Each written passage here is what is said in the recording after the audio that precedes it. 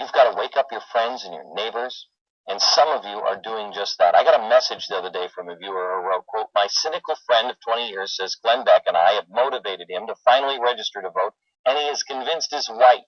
Let me tell you something. Fantastic. It doesn't even matter. I don't care if they're voting for Democrat or Republican, whatever. From Dr. Price's sermon, those who dislike that mode of worship which is prescribed by public authority ought, if they can, find no worship out of the church which they approve, to set up a separate worship for themselves, and by doing this, and giving an example of rational and manly worship, men of weight from their rank and literature may do the greatest service to society and the world. Page 18 of Dr. Price's sermon. The author responds, Dr. Price advises them to improve upon nonconformity, and to set up, each of them, a separate meeting house upon his own particular principles. It is somewhat remarkable that this reverend divine should be so earnest for setting up new churches, and so perfectly indifferent concerning the doctrine which may be taught in them. His zeal is of a curious character.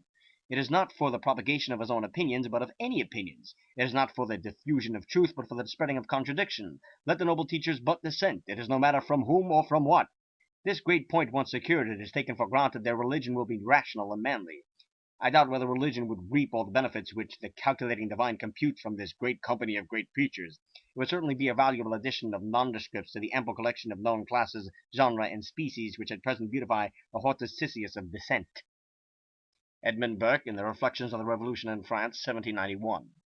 Somebody told me that guy said, just vote, vote. I don't care if you vote Republican, Independent, or Democrat. Just vote. No, I say to the liberals, don't vote. You've screwed up enough. You have bad judgment. Sit the hell home. Remember that commercial we did when John Kerry was running? Remember the name of that commercial, Mr. Producer? What was it called? I don't remember. Oh, Suppress the Vote. 2000, whatever it was. 4, I guess. But, yes, I care who you vote for. All right, we'll dabble in this, as they say. This is the ad we ran. It's 2004, right? Against or around relating to John Kerry running for president. Go.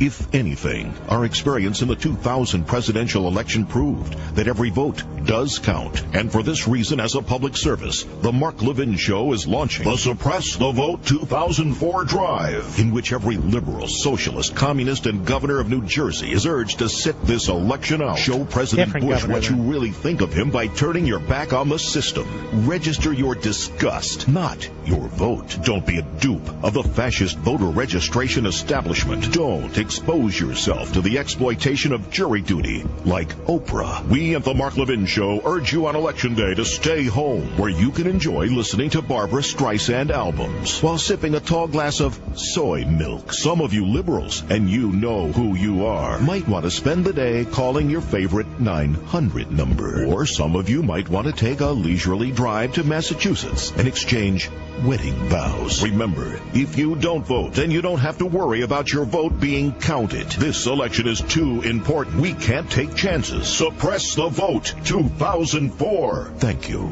I am Hillary Rodham Clinton, and I approve this ad. Celebrity voice impersonation.